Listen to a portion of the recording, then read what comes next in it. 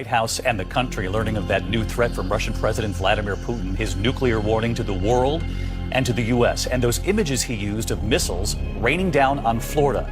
Putin declaring, "You'll listen to us now."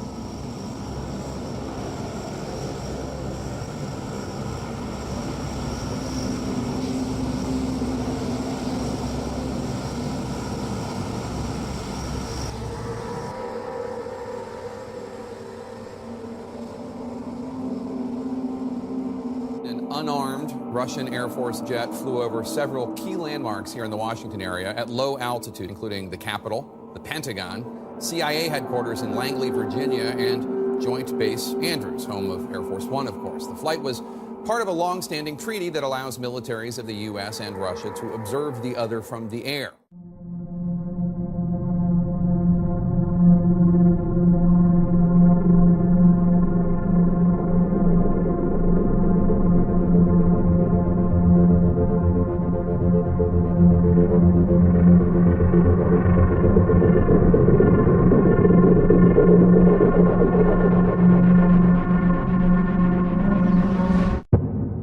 Putin's annual State of the Nation was provocative and threatening. Giant screens showing missiles raining down on Florida and what was billed as an invincible intercontinental cruise missile, a nuclear-powered cruise missile which Putin claimed could travel around any obstacle, and for anti-ballistic missile systems, he claimed, unstoppable. The missile shown headed toward the west coast of the United States.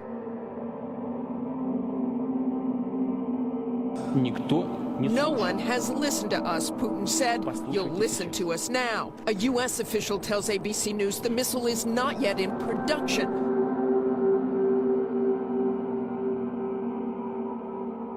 But the former vice chairman of the Joint Chiefs says there are concerns. The thing that distresses me, they've obtained a high assurance that their attacks would be successful by going to higher speeds and coming from different directions. Of course, President Trump has done little to turn down the heat. I want this, our nuclear arsenal, to be the biggest and the finest in the world. Putin's announcement also comes just days after the head of the National Security Agency said the U.S. has not done enough to punish Russia over election meddling. They haven't paid a price, at least, that's sufficient to get them to change their behavior. This threat of these new nuclear weapons from Putin and the rhetoric we've heard from President Trump, some are going to say this seems reminiscent of the Cold War. Are we looking at another one here? Well, David, if this keeps going in the same direction, it could certainly turn into that, but neither country really wants that to happen again. And for Putin's part, David, this is also about appearing strong domestically. The presidential election in Russia is just weeks away.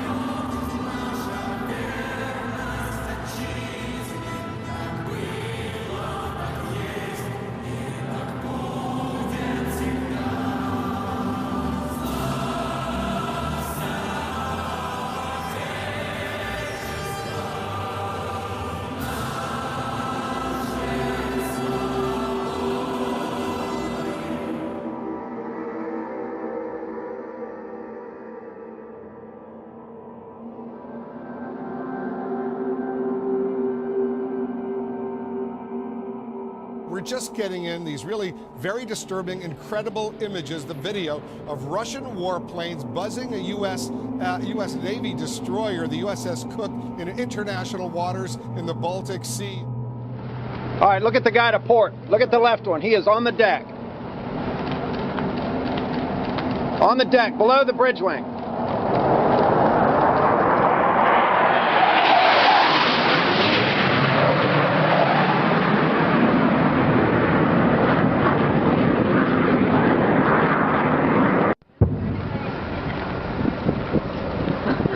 Over the bow, right turn, over the bow.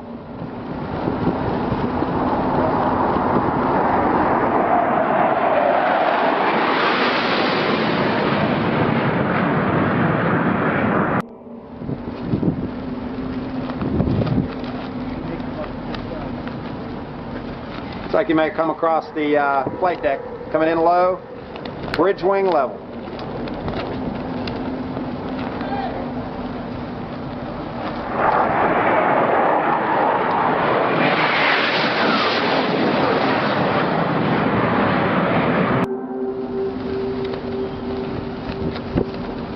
Bridge wing level.